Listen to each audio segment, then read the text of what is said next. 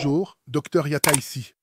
Comme vous le savez, notre chaîne est à ses tout débuts. Je vous encourage vivement à vous abonner, à aimer et à partager pour me motiver à créer davantage de contenu.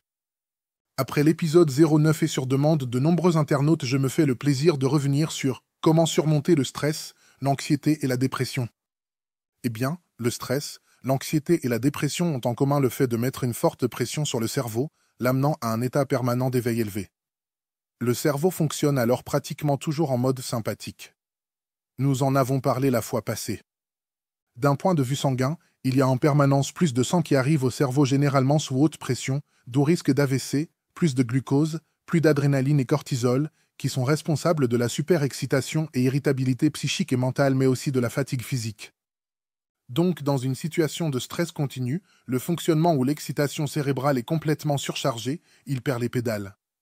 Un peu comme un ordinateur qui est planté, qui tourne en rond, il ne sait plus quoi faire. Il n'y arrive plus.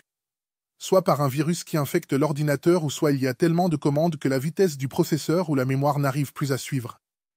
Souvent, la solution, c'est de repartir de zéro. Laisser la mémoire vive se vider des multiples actions et commandes en cours. Le plus souvent d'ailleurs, juste un redémarrage de l'ordinateur corrige le problème du plantage. Eh bien, c'est un processus semblable avec un cerveau en pleine crise de stress, anxiété ou de dépression. C'est ça la clé. Si vous comprenez cette comparaison, vous pourriez avoir une idée de comment vous sortir de l'emprise du stress. Donc, redisons-le autrement, tout se passe dans le cerveau, ou mieux, dans la perception que se fait le cerveau.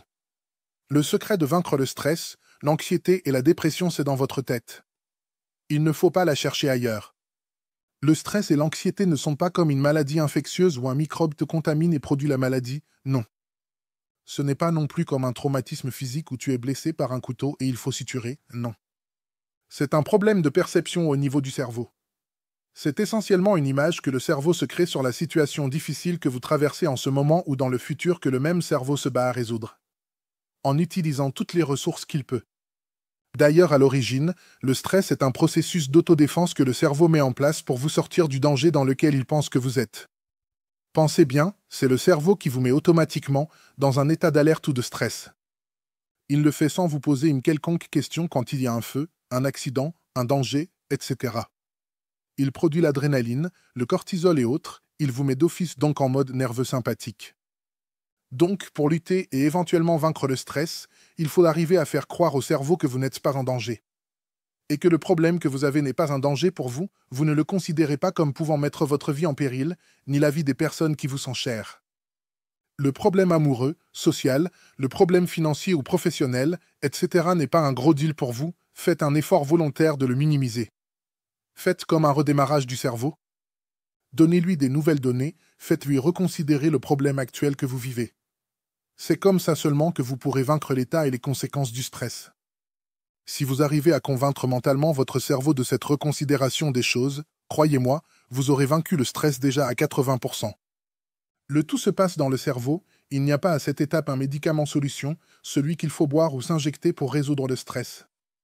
C'est pourquoi d'ailleurs, à moins que ce soit un placebo ou un tranquillisant, le psychiatre ou le psychologue n'a autre instrument que la parole pendant la consultation ou sa prise en charge. Mais docteur, comment le faire concrètement? Les 6 points ou choses à faire, comment les aborder? Avant de revenir sur les 6 points que j'ai évoqués à l'épisode passé, je tiens à ajouter ceci. Pour ceux qui ne le savent pas, le cerveau actif fonctionne sous un mode électrique en émettant des ondes électromagnétiques qui ont des fréquences différentes selon l'état d'activité, d'éveil ou de sommeil. En termes simples, à chaque niveau d'activité physique ou mentale correspond une fréquence d'onde cérébrale précise. Puisque donc le stress s'observe quand la fréquence cérébrale générale est très élevée, toute technique qui diminuera cette fréquence diminuera aussi le stress. De nos jours, il existe plusieurs techniques prouvées scientifiquement qui vous permettent de baisser les fréquences cérébrales.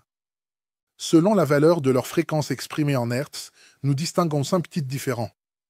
Des plus basses aux plus hautes fréquences, nous classons les ondes delta, θ, alpha, bêta et gamma sous l'acronyme de TABEG.